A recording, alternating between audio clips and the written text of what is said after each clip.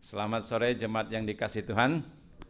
Sore ya, sangat bersyukur karena kita sudah memasuki bulan November dan saya melihat beberapa BPBJ juga pakai dasi merah, mungkin siap-siap mau sambut Natal kali ya.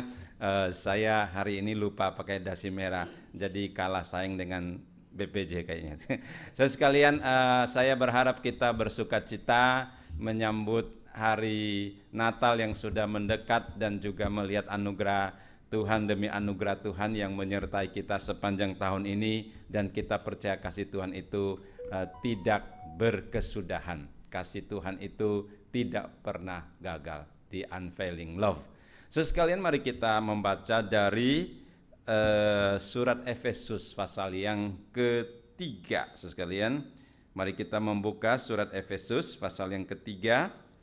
Kita akan melihat dari ayat 18 sampai ayat ke-21. Saya akan bacakan untuk kita sekalian. Demikian bunyi firman Tuhan.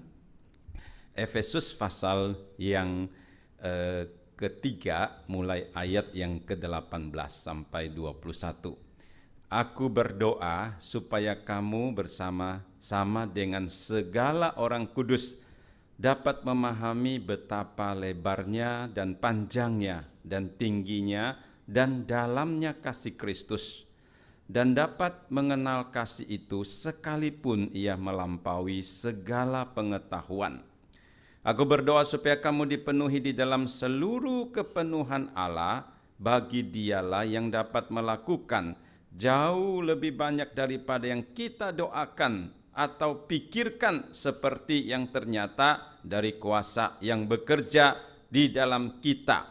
Bagi Dialah kemuliaan di dalam jemaat dan di dalam Kristus Yesus turun-temurun sampai selama-lamanya. Amin. Sekalian, berbicara tentang kasih yang tidak pernah berkesudahan, berbicara tentang kasih yang tidak pernah gagal, kasih yang terus-menerus mengejar kita sekalian, maka kita terlebih dahulu ingin melihat dua kisah yang sangat berarti di dalam Alkitab ini. Iya, bisa ini tidak jalannya. Sekalian, yang pertama kita melihat kisah yang disebut dengan Nabi Hosea. Saudara, kalau pernah membaca Alkitab Perjanjian Lama, ada satu kitab namanya Kitab Hosea. Dan Tuhan memanggil Hosea menjadi nabinya dengan satu perintah yang sangat amat sulit bagi Hosea. Waktu saya membaca kitab Hosea ini, saya berpikir kalau ini perintah ini Tuhan berikan kepada saya, ini akan menjadi satu pergumulan yang sangat berat untuk dijalankan. Nah, apa perintah Tuhan kepada Hosea? Dia mengatakan, Hosea, kamu menikahi seorang perempuan sundal, perempuan yang tidak benar. Sekalian, walaupun perempuan itu tidak benar, tetapi Tuhan menyuruh Hosea menikahi perempuan itu. Sekalian, ini satu panggilan, satu tugas yang begitu berat, dan Hosea melakukan. Dia mengambil perempuan sundal itu yang tidak setia, menjadikan dia istrinya. Tetapi sekalian, tidak cukup demikian. Dikatakan istrinya itu, Gomer itu, melarikan diri lagi, ikut lagi perempuan yang lain. Dia mencari lagi dia kembali, dia mengampuni dia lagi, dia memperbaiki kelakuannya, mengharapkan dia besok menjadi lebih baik. Sekalian, ini adalah kasih yang tidak pernah gagal. Ini adalah kasih yang tidak berkesudahan, sekalipun dia melawan, dia memberontak, dia tidak taat, tetapi tetap dikejar, tetap dipulihkan, tetap dibawa kembali ke hadirat Tuhan. Sekalian, ini kasih yang sangat amat luar biasa. Yang kedua, klik tolong. Ini enggak jalan atau kenapa ya? Sekalian, kasih tentang anak yang hilang. Sekalian, saya percaya kita memahami akan cerita ini dengan sangat amat. Sekalian, anak yang tidak taat, ya, yang mendapatkan semua warisan daripada orang tuanya yang seharusnya belum waktunya karena papanya itu masih ada. Lalu dia memakai semua harta kekayaannya itu ke tempat yang jauh dan menghabiskan uangnya. Ya, Waktu Billy Graham menjelaskan tentang anak yang hilang itu, dia mengatakan anak ini mungkin ke kota Paris, ya, ke New York, ke Hong Kong. Kemudian dia menghamburkan uangnya itu sampai 1 titik sekalian, depositonya 0. Sampai 1 titik kredit cardnya sudah tidak bisa pakai lagi. Sampai 1 titik di dalam kantongnya juga tidak ada duit lagi, sekalian. Kemudian bekerja dia tidak bisa, mencangkul tidak bisa. Dia hanya bisa bantu orang, ya, memberi makan babi sekalian. Pada waktu dia mau memberikan makanan itu kepada babi sekalian, hatinya perutnya juga lapar sekalian. Dia pingin makan itu makanan babi. Daripada kasih ini binatang babi, saya makan dulu karena saya lapar. Mungkin 2-3 hari tidak makan, saudara sekalian. Pada waktu dia mau makan makanan babi itu sekalian, Alkitab dia teringat kepada rumah papanya yang penuh dengan makanan dan juga budak-budak, dan dia berangkat tinggalkan tempatnya dan pulang ke rumahnya. Saudara sekalian, ini namanya pertobatan. Pertobatan itu adalah sampai 1 titik kita memahami kondisi kita yang rusak. Kita memahami kondisi yang tidak berdaya. Kita balikkan arah hati kita kepada Tuhan dan berlari kepada Tuhan. Saudara sekalian, itu adalah pertobatan. Setiap orang yang berada di dalam dosa, Alkitab mengatakan harus bertobat kembali daripada kesalahannya kepada Tuhan. Saudara sekalian, ini adalah titik daripada keselamatan. Tetapi kita sebagai orang Kristen, saudara sekalian, kita juga harus mengalami pertobatan, perubahan, walaupun bukan untuk keselamatan, tetapi untuk pemulihan hidup kita menjadi lebih baik. Si anak ini lari kembali, pulang. Saudara sekalian, dikatakan mendapatkan papanya. Saudara sekalian, papanya dari jauh melihat, lari memeluk anak itu. Saudara sekalian, tidak tahu anaknya berapa hari tidak mandi dan sebagainya. Tetapi dia dengan sukacita memeluk anaknya, bawa anaknya pulang, potong kambing domba, buat pesta, dan berikan anak itu cincin sepatu, menandakan dia diterima kembali dengan sepenuhnya. Saudara sekalian, cerita itu kita sudah menghafal, mengerti. Tetapi yang saya mau kita pikirkan itu namanya kasih yang tidak pernah gagal. Itu namanya kasih yang lebih besar daripada pelanggaran, yang sanggup menutupi kesalahan-kesalahan orang lain untuk dibawa menjadi lebih baik, lebih sempurna adanya. Itu adalah kasih Kristus yang dinyatakan kepada kita. Di dalam pembacaan Efesus 3 tadi, saudara sekalian, Rasul Paulus dengan satu kalimat yang lain untuk menyatakan kasih yang tidak berkesudahan ini. Saudara sekalian, di dalam ayat yang ke-18, Rasul Paulus mengatakan, aku berdoa supaya kamu semua bersama dengan segala orang kudus dapat memahami betapa lebarnya, panjangnya, tingginya, dan dalamnya kasih Kristus itu. Rasul Paulus di sini hanya memakai satu kalimat yang lain untuk melukiskan dan menyatakan kasih Tuhan yang tidak pernah gagal itu dengan kalimat lain. Betapa lebarnya dan panjangnya dan tingginya dan dalamnya kasih Kristus. Penafsir Alkitab menjelaskan ayat ini, saudara sekalian. Ini adalah merupakan kasih yang 4 dimensi. 4 dimensi, saudara sekalian. Kalau televisi kita mungkin 2 dimensi sekarang ya. Jadi 4 dimensi, saudara sekalian. Ada dimensi lebar, panjang, dalam, tinggi. Kalau itu secara panjang itu tidak terukurkan, lebar, dalam, dan luas, itu menunjukkan satu kasih yang tidak terbatas. Kasih yang begitu luar biasanya. Dan hari ini kita ingin merenungkan kasih Kristus yang demikian tinggi, panjang, lebar, dalam bagi kita semuanya khususnya juga melalui perjamuan Tuhan. Saudara sekalian, yang pertama, kasih Tuhan yang begitu panjang, lebar, tinggi, dan dalam, kasih yang tidak pernah gagal itu adalah kasih yang rela berkorban bagi kita untuk keselamatan kita semuanya. Bukti yang terbesar daripada kasih Kristus kepada kita, saudara sekalian, adalah Dia rela datang mencari dan menyelamatkan kita. Di dalam kisah tentang domba yang hilang, saudara sekalian, dikatakan anak Allah datang ke dalam dunia untuk mencari dan menyelamatkan yang hilang. Ini adalah satu tindakan Tuhan yang luar besar, yang luar biasa, nyata kasihnya kepada Tuhan sampai Dia rela datang mencari untuk menyelamatkan kita. Untuk memahami kasih Tuhan yang rela berkorban untuk menyelamatkan kita itu, saya bagikan ke dalam 3 tahapan. Tahapan yang pertama saya bilang kasih yang rela berinkarnasi. Allah yang mulia rela menjadi manusia yang hina. Allah tinggal di tempat yang maha tinggi dan mulia, rela datang di tengah-tengah manusia yang berdosa.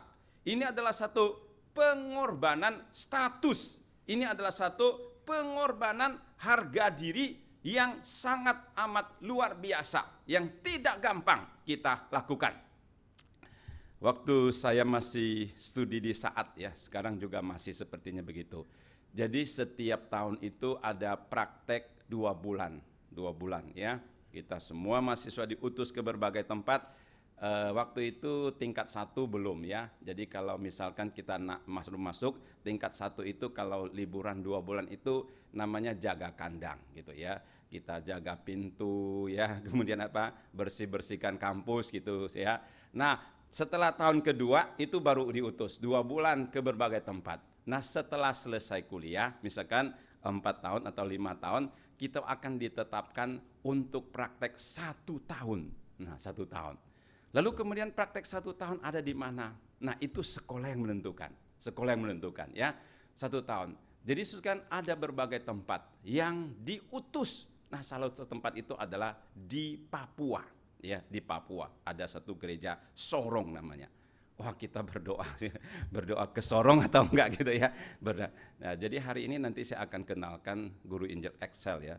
Diutus ke Jakarta itu mungkin doa puasa lama dia namanya. Ya, atau doa jangan ke Sorong gitu ya. Sekalian, jadi kalau diutus ke Sorong itu satu pergumulan sekalian. Ya, ada masalah malaria gitu kan. Kemudian cara hidupnya juga beda, makanannya sagu. Sekalian, ada satu teman yang diutus ke Sorong. Dia hampir nggak bisa tidur sepanjang hari setelah mendengar pengumuman itu. Sekalian, ke Sorong itu tempat yang tidak pernah dia datang. Ya, budaya cara hidup itu susah sekali. Sekalian, dia gelisah, dia takut, dan dia merasa pergumulan yang sangat berat untuk menghadapi praktek kerja 1 tahun ini dan berdoa, Tuhan lindungi supaya selamat pulang lagi 1 tahun ke sini. Saudara sekalian, waktu berbicara Yesus datang ke dalam dunia, itu jauh masalahnya daripada Jakarta ke Sorong. Saudara sekalian, itu berbicara tentang surga dengan dunia, tempat yang mulia dengan tempat yang hina. Saudara sekalian, ini bukan satu perbedaan kuantitatif, tetapi satu perbedaan kualitatif hidup yang tidak bisa diukur. Saudara, kita belum pernah menjadi Tuhan. Jadi kita tidak mengerti bagaimana pengorbanan inkarnasi itu sekalian.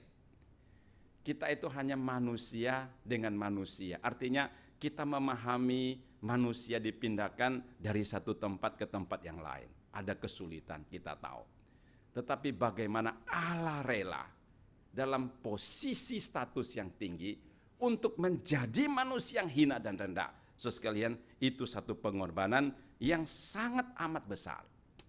Di balik itu, kalau tidak ada kasih yang dikatakan begitu panjang, lebar, tinggi, dalam, sekalian, itu tidak sanggup dilakukan satu pengorbanan di mana dia mau turun dari surga ke dalam dunia.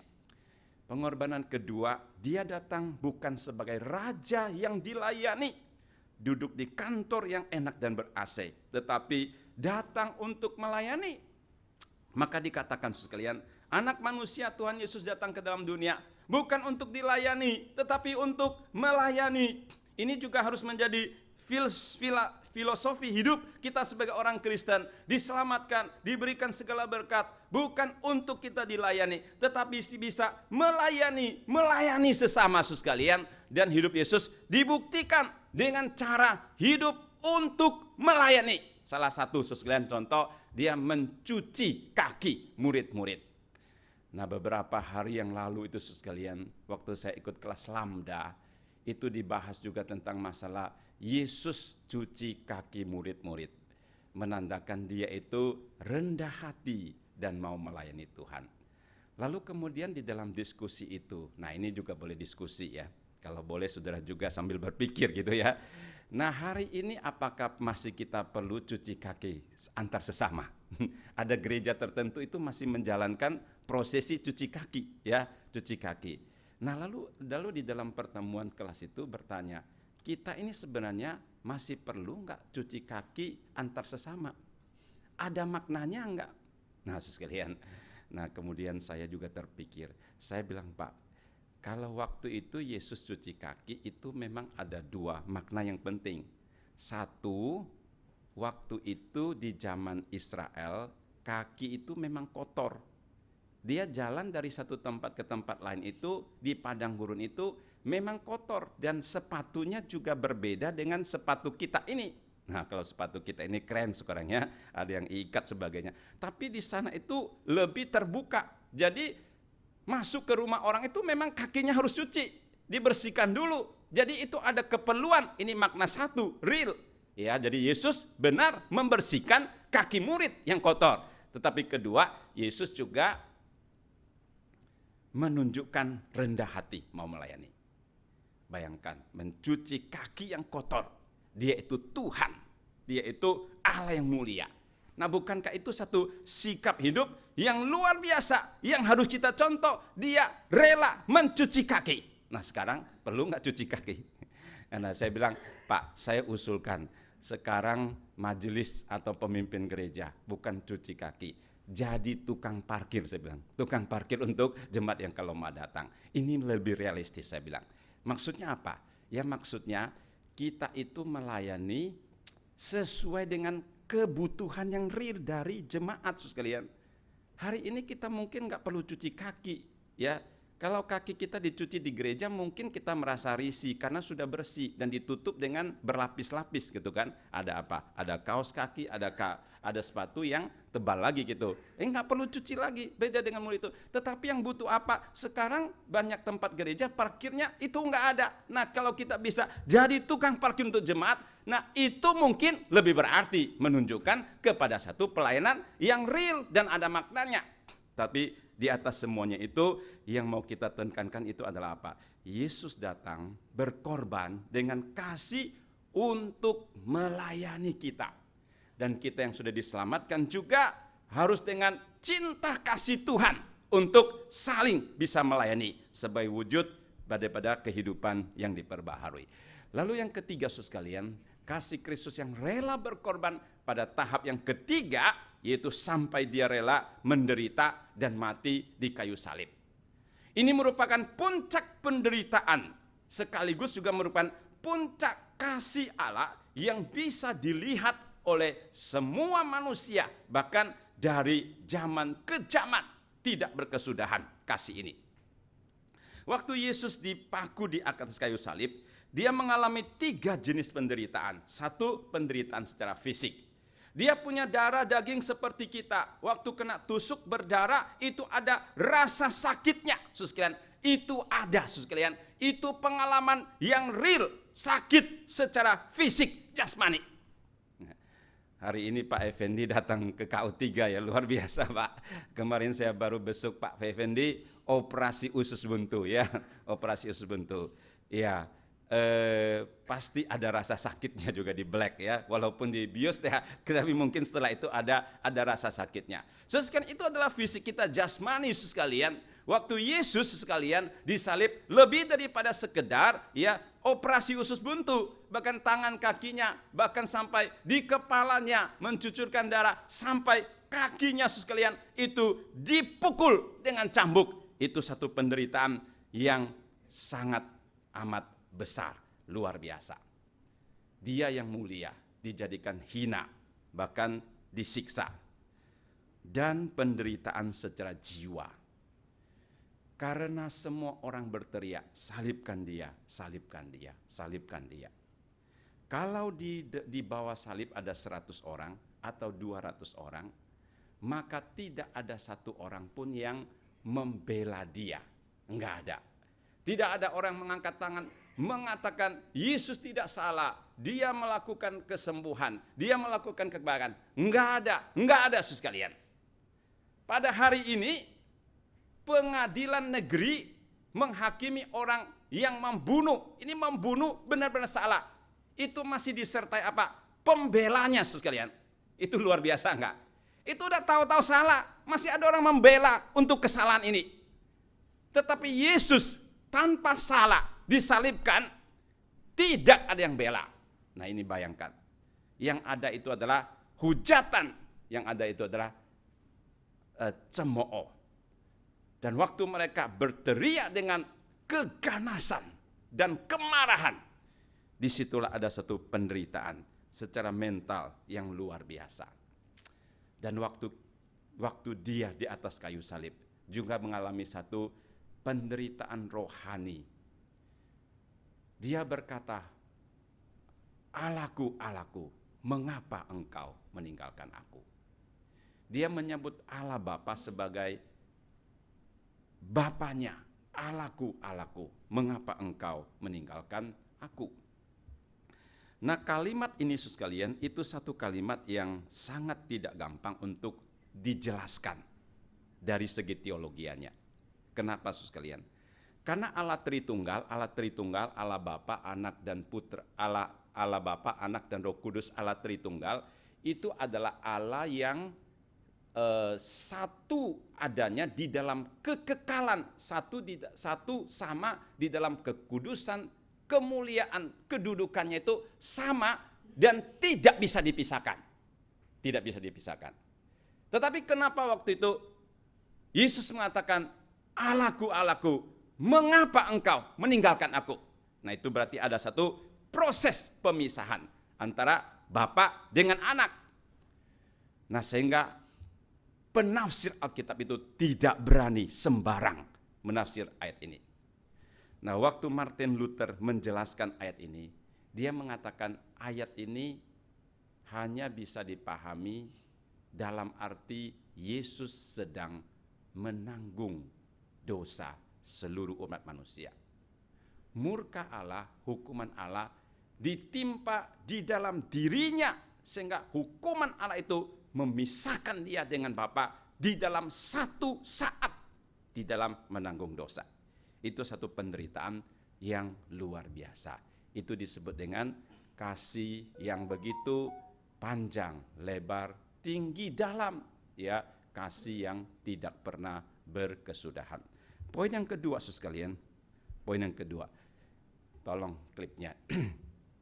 Kasih yang sanggup mengampuni dan juga memampukan kita untuk mengampuni sesama. Kita sangat jelas ya dengan Matius 18 satu kali murid bertanya kepada Yesus, "Kalau ada saudaraku yang bersalah kepada saya, berapa kali saya harus mengampuni?" Secara logika manusia 7 kali itu sangat cukup. Karena kita seringkali mengampuni orang 1 kali saja susah ya. Nah kaki kita diinjak orang, kita maunya injak kembali daripada kita lupakan gitu. Maka dia berpikir kalau 7 kali mengampuni itu seharusnya sudah sangat cukup. Tetapi Yesus mengatakan enggak, 70 kali 7. Ya, murid juga kaget, 70 kali 7. Secara angka itu banyak, 490. Secara simbolik itu 7 itu adalah sempurna.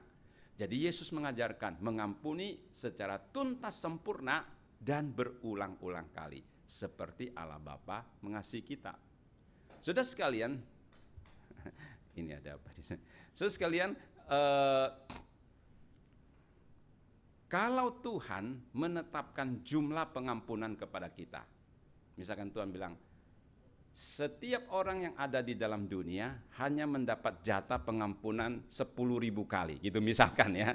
Maka kita semua ini masuk neraka, saudara sekalian. Karena setiap hari kita bisa melakukan berapa banyak kesalahan.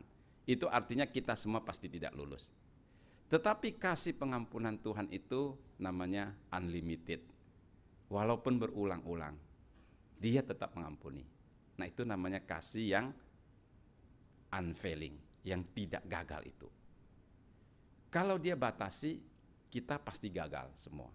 Karya keselamatan itu tidak jadi. Tetapi karena lebarnya, sehingga Dia itu terus bisa mengampuni. Tentu sekalian, setiap pengampunan yang Tuhan berikan kepada kita harus membuat kita lebih baik. Ini pengajaran Alkitab. Bukan melakukan kesalahan ditambah kesalahan supaya pengampunan lebih banyak. Tetapi setiap pengampunan yang Tuhan berikan harus menjadikan kita lebih baik. Ini prinsipnya. Jadi Tuhan bersedia menemani kita. Walaupun gagal, Dia kasih kesempatan lagi. Kasih kesempatan lagi. Dia mengampuni kita lagi. Nah, dengan pengampunan yang begitu besar sekalian, Dia menopang hidup kita supaya sepanjang hidup kita sampai akhirnya kita bertemu dengan Tuhan. Nah, kita bisa finishing well. Kita bisa menyelesaikan dengan baik. Sebenarnya bukan karena kemampuan kita, tetapi ada topangan kasih yang begitu panjang lebar sampai kita bisa lari ke ujung daripada hidup kita ini. Sekian setelah Yesus mengajarkan mengampuni 70 kali 7, Dia sendiri pun melakukan. Dia sendiri melakukan. Jadi waktu Dia di kayu salib, dengan penderitaan seperti yang tadi kita dengarkan itu, saudara, begitu berat.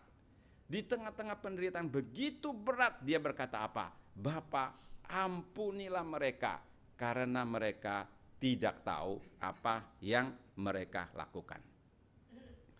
Saya bayangkan, kalau itu adalah saudara atau saya yang sedang di kayu salib. Dan kita punya hak dan wewenang untuk meminta Allah mengutus malaikatnya membasmi ini semua orang atau turunkan api bakar ini semua orang. Itu kita punya hak untuk meminta itu. Saudara mau bilang apa? Mau minta api turun atau minta pengampunan? Sekalian, kalau secara daging kita mungkin minta diturunkan api. Tetapi Yesus dengan kasih-Nya yang sanggup menutupi kesalahan manusia yang begitu besar, 70 kali 7. Dia bilang, Bapa, ampunilah mereka, karena mereka tidak tahu apa yang mereka lakukan. Hari ini kita boleh menjadi anak Tuhan. Hari ini kita boleh mendapatkan pengampunan demi pengampunan. Itu adalah anugerah Tuhan. Setiap kebaktian ini sekalian, kita ada prosesi pengakuan dosa. Itu menunjukkan kasih Tuhan yang begitu luar biasa. Namun kasih Tuhan yang luar biasa itu harus menjadikan kita lebih baik, lebih sempurna, maju ke langkah yang lebih baik lagi. Sekian poin yang terakhir, kasih yang begitu panjang, lebar, tinggi, dan dalam. Itu adalah kasih yang rela menanggung kesusahan dan pergumulan hidup kita. Oleh karena itu, Yesus pernah mengatakan, marilah datang kepadaku semua yang letih lesu, berbeban berat. Aku akan memberikan kelegaan kepadamu. Ini BPBJ sama guru sekolah minggu harus tahu ini ayatnya ada di mana. Ya, ini di Matius pasal 11 ayat 28. Marilah datang kepadaku kamu semua yang letih lesu, berbeban berat. Aku akan memberikan kelegaan, kenyamanan kepadamu. Nah, waktu Yesus mengucapkan kalimat ini, karena Dia tahu bahwa hidup kita di dalam dunia ini penuh dengan pergumulan, kesulitan yang besar. Sehingga kita selalu merasa lelah, berbeban berat, tidak berdaya menghadapi realita ini. Di dalam pergumulan kelelahan hidup demikian, Tuhan mengatakan, datanglah kepadaku, aku akan mendampingi engkau, akan memberikan kelegaan, kelepasan kepadamu. Ini adalah kasih yang sangat luar biasa, lapang dari Tuhan untuk mau menolong, membantu kita di dalam melewati hari-hari yang sulit, pergumulan-pergumulan yang sulit. Sudah sekian bagaimana kondisi dunia kita pada hari ini. Sekian teknologi maju luar biasa, iya sekalian. Tetapi hidup damai sejahtera itu belum menjamin, saudara sekalian. Saudara sekalian, kita melihat pertama dunia secara global, sekian terakhir 4 minggu terakhir atau 1 bulan terakhir, kita mendengar mendadak pecah perang antara Israel dan Palestina. Dan setiap hari saya lihat warta, saudara sekalian, sampai hari ini Palestina itu sudah mengalami kematian 10.000 orang, bahkan itu bisa lebih, karena yang terdata 10.000 orang yang sudah mati. Di pihak Israel 1.500, mungkin 1.400 sekian. Orang yang harus mengungsi itu 1,5 juta jiwa. Saudara sekalian, kita ini mungkin 50 orang, saudara sekalian, mau makan di satu tempat, pindah satu tempat itu enggak gampang. Ini 1,5 juta jiwa harus pindah ke lokasi yang lain. Kekurangan air, sekalian, kekurangan makanan. Ada kurang lebih di atas 20.000 sampai 50.000 orang yang luka, patah tangan, bocor kepala, sekalian. Itu rumah sakit seperti pasar ayam, sekalian. Rumah sakit betul-betul seperti pasar ayam. Waktu saya melihat itu, sekalian, ini namanya penderitaan, beban yang berat yang harus dihadapi oleh dunia ini. Ada anak kecil, dia punya kepala luka, berdarah, sekalian. Kemudian dia duduk di satu tembok yang sudah rusak bangunannya dan menangis serta berkata, ibu bapaknya tidak tahu di mana. Sudah bisa bayangkan, saudara sekalian. Itu penderitaan yang begitu luar biasa. Belum lagi ditambah saudara sekalian, bencana alam, perang di Ukraina yang belum selesai, kelaparan yang ada di Afrika. Itu sangat menakutkan, saudara sekalian. Ini dunia ke depan ini akan menghadapi dilema pangan. Makanya pemilihan presiden kita itu menyandangkan daulat pangan, saudara sekalian. Karena ini satu krisis yang akan dihadapi dunia ke depan, saudara sekalian. Ini masalah yang sangat-sangat rumit. Ini namanya dunia, penderitaan. Dan Yesus tahu, marilah datang kepadaku, Tuhan mengatakan. Dikatakan Indonesia menghadapi 7 masalah yang besar. Masalah sosial, narkoba, kenakalan remaja, masalah keluarga, bencana alam, gempa banjir, korupsi, dan juga kemiskinan, serta sakit penyakit. Itu merupakan masalah akut di dalam negara kita. Saudara sekalian, masalah pribadi dan bermacam-macam. Di dalam situasi yang demikian Tuhan mengatakan, marilah kepadaku, kamu semua yang letih lesu, berbeban berat. Tuhan akan memberikan kelegaan, kelepasan kepada kita. Hari ini kita bersama-sama merenungkan tema ini, The Unfailing Love, kasih yang tidak berkesudahan, kasih yang begitu panjang, lebar, dan dalam, tinggi, luas, dan kita harus bersyukur dan terus mau mengikuti, mengasihi Tuhan dengan lebih segenap hati. Mari kita masuk di dalam doa. Bapa di surga, betapa kaya dan ajaibnya firman-Mu dan kasih-Mu bagi kami. Tidak pernah gagal, bahkan tidak berkesudahan.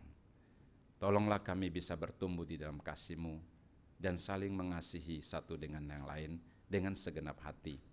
Tuhan, biarlah kasih-Mu itu terus memenuhi hidup kami, supaya kami boleh hidup di dalam semangat pengharapan dan sukacita yang melimpah. Berkati semua jemaat-Mu yang sudah hadir di dalam kebaktian sore ini, dan kami boleh semakin bertumbuh di dalam kasih kebenaran Tuhan.